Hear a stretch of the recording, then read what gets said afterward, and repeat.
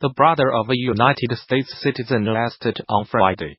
A spying interaction has told BBC News he is innocent and was in Moscow to attend a wedding. The family of ex-Marine Paul Whelan, 48, learned of his arrest on Monday from news reports, after wondering why they had not heard from him for days. His twin brother David Whelan says he knew Russia well and cannot believe he would have broken any laws. Russia's state security agency says he was caught spying in Moscow. The Michigan man was charged with the crime of espionage, for which he could be sentenced to at least 10 years in prison. The United States State Department has requested consular access after being notified by the Russian authorities of the detention. Spy scandals have erupted between Russia and America at regular intervals since the Cold War, while Russia's actions in Ukraine since 2014, and allegations of Russian meddling in the 2016 US presidential election, have seen relations plummet. The five says he was detained during an act of espionage, a wording which implies that Mr. Whelan was caught red-handed. The BBC Sarah Ransford reports, in a statement tweeted by David Whelan.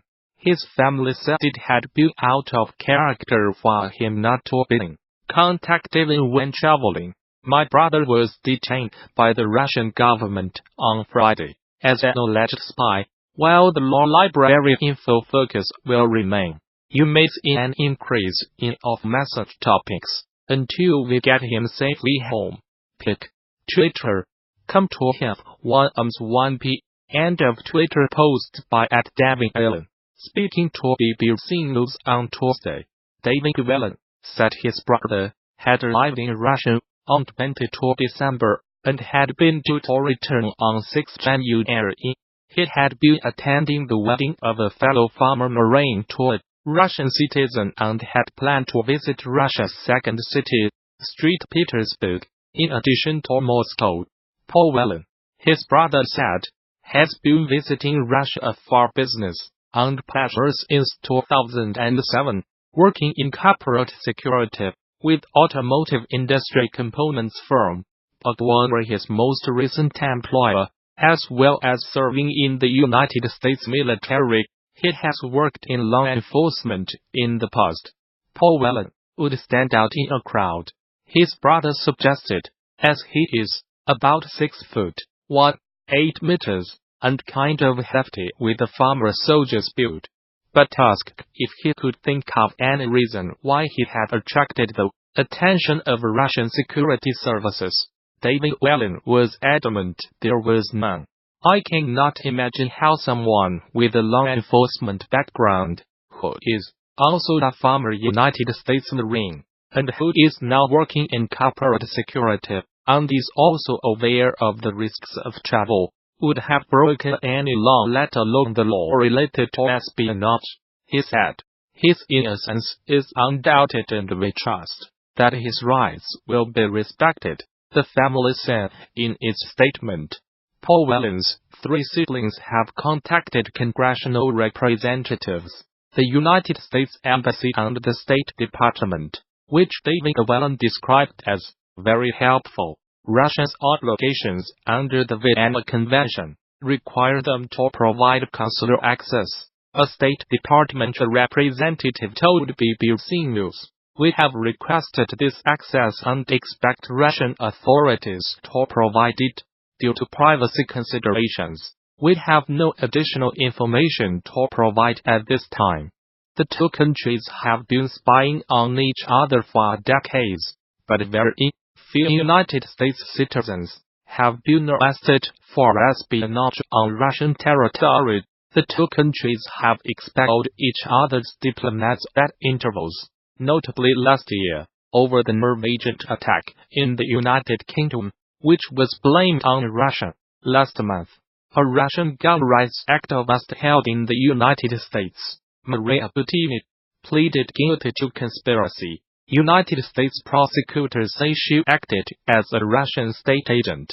infiltrating conservative political groups. In 2010, 10 Russian agents were arrested in the United States.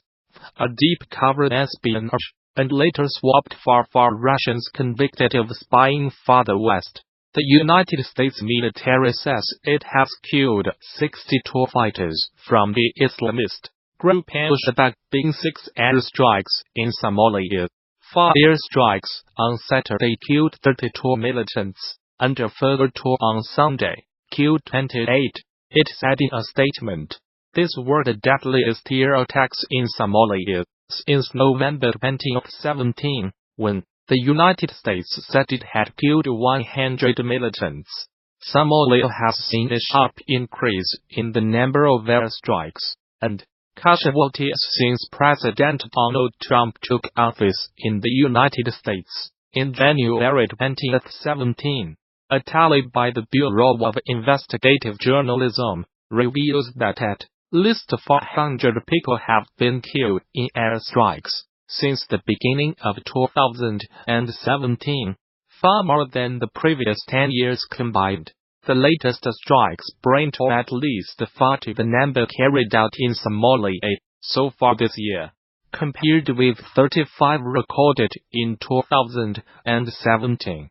The United States has a huge military base in neighboring Djibouti, from where it launches attacks on the militants. Mr. Trump gave the United States military greater authority in March 2017 to attack militants in Somalia.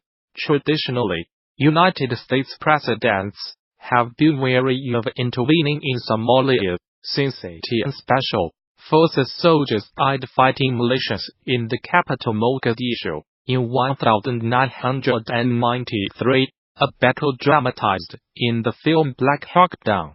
No civilians were killed in the latest airstrikes, which were carried out in coordination with the Somali government, the United States military said. Alongside our Somali and international partners, we are committed to preventing Al-Shabaab from taking advantage of safe havens from which they can build capacity and attack the people of Somalia, the United States Africa Command said. Al-Shabaab, which is linked to Al-Qaeda, has not yet commented on the latest strikes. Somalia-based security think tank the Higher Institute said in a report published in November that Al-Shabaab had been forced to change tactics following the upsurge in airstrikes. The institute said the group was now conducting fewer mass attacks on military bases, but attacks on government offices and businesses which refused to pay its taxes had increased markedly. The United States State Department, in its most recent report on terrorism, described Somalia as a terrorist safe haven and said Al-Shabaab remained a threat. Despite suffering setbacks, the group retained control over large parts of the country and the ability to carry out high-profile attacks using suicide bombers, explosive devices, mortars, and small arms. The report added, a popular tourist attraction has become the latest Chinese company to show solidarity with Huawei's chief finance officer, Meng Wanzhou, who was arrested in Canada on 1 December. Shannon Mountain Scenic Park, in eastern Hainan province said it would waive the $9.40 65 yuan ticket fee for anyone carrying a Huawei phone. Ms. Meng, who was given bail in Canada, faces extradition to the United States on charges of breaking Iran sanctions. Her case has upped tensions with China. Use Huawei phones. Shoot grand photos on the mountain. A notice on the Shannon Park's social media account said, "We wish friends around the world who support Huawei's success and bliss." The offer would last until 29 December, the South China Morning Post reported. But it was met with some criticism among China's social media users, who claimed it was discriminatory. Huawei phone owners are being offered other enticements too. They can get a 20% discount at a bar in Beijing, Seen in Beijing. Bring a Huawei phone and get 20% off. Similar to this story we covered yesterday. https t://QUXL19YPQLPIC. Twitter. Komsogorlov. End of Twitter post by @LuOceanG. At least one firm has threatened to penalize anyone buying Apple products. A few days ago, Manpad Shenzhen-based LED and display manufacturer offered subsidies to any employees buying Huawei phones. It also pledged to fine anyone who bought an Apple iPhone. United States prosecutors alleged Ms. Man 46 used a Huawei subsidiary called Skycom to evade sanctions on Iran between 2009 and 2014. They also allege she publicly misrepresented Skycom as being a separate company from Huawei, and that she deceived banks about the true relationship between the two companies.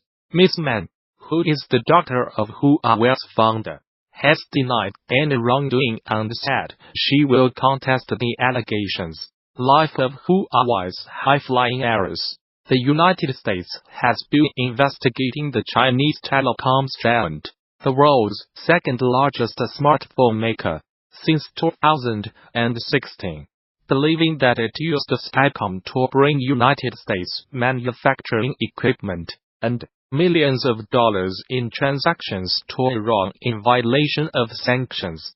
Ms. Man's detention comes amid an increasingly acrimonious trade dispute between Washington and Beijing.